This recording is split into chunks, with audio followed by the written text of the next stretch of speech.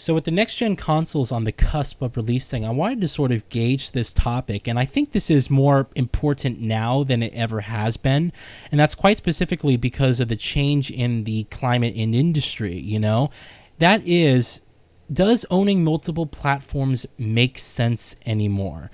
Now, previously, you could argue that, of course, if you want to play some of the exclusive games that are only available on Xbox and only available on PlayStation and Nintendo, then yes, you buy their platform, and it's always been like that, But I'm seeing a lot of games these days that were once exclusive franchises now go full multi-platform and release on their competitors' platform as well as the PC, which is a big one, And I know a lot of people want to say that an exclusive for Xbox is still, that comes to PC, is still technically a Microsoft exclusive because they own Windows. But my logic is this, Microsoft gets the sale of the console and their game if it's exclusive to that console, right? Let's say hypothetically that Gears of War 5 was only on Xbox One.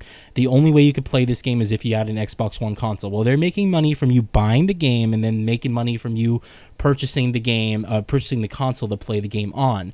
On PC, it's slightly different. You could say, oh, but look at the Windows Store. They're making a lot of money through there. But yeah, and that's true. But a lot of games are now coming to Steam, which is a third-party application. And so Steam is getting a revenue cut from that, and Microsoft is, again, getting a portion, and then developers as well. And so it's interesting to me.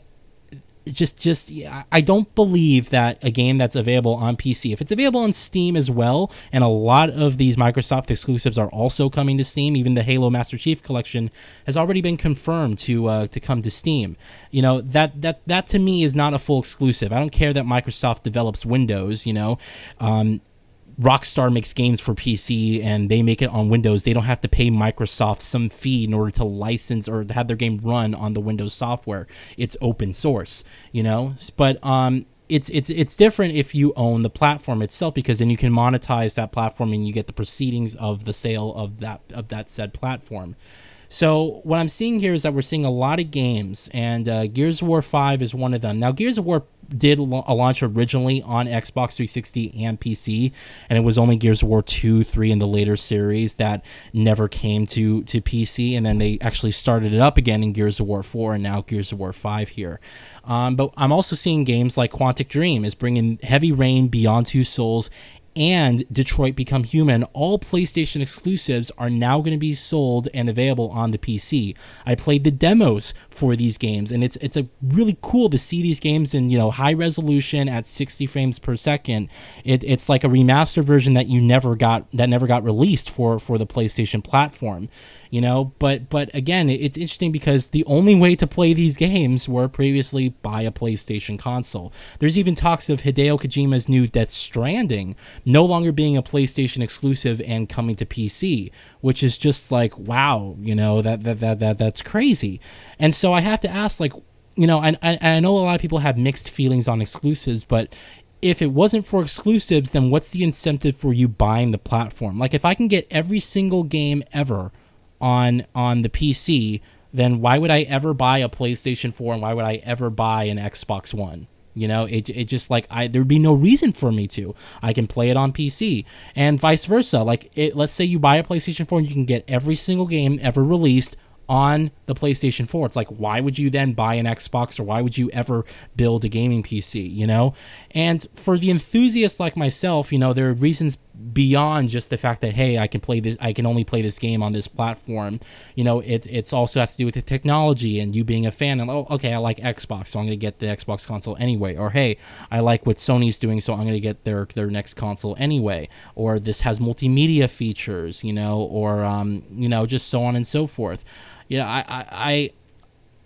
Microsoft has really pushed this generation in making their games available on the PC, and a lot of people have questioned, including myself even, like what the marketing move is behind this. I get that more people can experience the game, and that's great, but what's my incentive to buy an Xbox?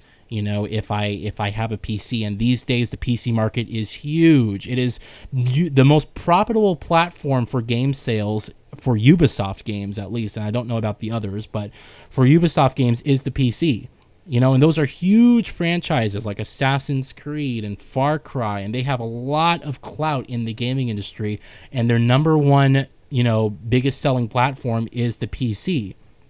And so it's just interesting, there's such a change in the climate these days with how games are available. And so the question has to be asked, like, going into the next generation here, I wonder how many of you guys are still going to buy the next Xbox knowing that you can get all their games, including Forza, Halo, Gears of War, on the PC. Some of you, hey, I don't have the means to build a PC, and it's easier for me just to invest $400 to $500 in a console, and that's just the more financially feasible option for me. And I completely understand that. There's a lot of the PC platform is fantastic when it works 100% of the time, but the problem is it doesn't work 100% of the time. There's a lot of issues and little things, and sometimes there's one small little checkbox that isn't ticked that's not causing your games to run properly, and it's really infuriating. But that's part of the platform, and I think a lot of people still enjoy the ease of consoles. But then again, there's been moves, and PC gaming is now more accessible than it ever has been, and I don't think it's quite unusual anymore for people to play on PC. It's sort of like, this is a general platform that a lot of people play games on, home to the most popular franchises, and most competitive people have a PC and play games on that platform. But outside of that reason, that core reason, there was a reason I bought the Xbox 360, and there was a reason I bought the PS3, and I wanted those exclusives. I wanted to play Alan Wake, I wanted to play Heavy Rain, and I wanted to play Uncharted, and I wanted to play the Halos, and I wanted to play Forza and Gran Turismo, and there was, reasons behind this that made it a logical decision to go and purchase these platforms, because I could only play these games on those platforms. And now that is changing. And so going into next generation here, I myself, I'm going to be buying both the PlayStation 5 and the next box whenever those do come out. And I don't know if it will be on launch like I did with the PlayStation 4 and Xbox One. But, what I do know is I'm a big fan of technology, but I am the exception to the rule. Most people they don't care about, hey, the graphics are better on Xbox, so I'm going to get it on Xbox. That to me, like, those little tiny details matter. And that's why I'm very cautious when I purchase games these days. I no longer pre-order any games.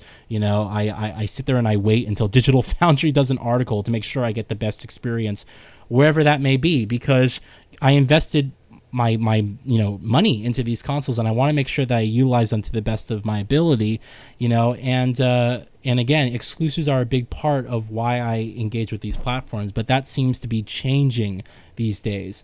And I guess a lot of it has to do with the progression of how gaming is perceived, that, hey, this is going to be a games with service type of thing. Where in the future we're going to be subscribing to PlayStation instead of owning a PlayStation, and then we're going to be able to play all their games, and they'll probably have switching out games every now and then. It's going to be some weird subscription model. That, to me, I'm not a big fan of, but I can see that really sort of inspiring this change moving forward. And so I wonder how many of you, and let me know what you think in the comments here, how many of you are already sold on the next PlayStation and already sold on the next Xbox? And do exclusives truly drive your purchase decision? If it's not exclusive games, then what is it that drives your purchase decision for another PlayStation or another Xbox?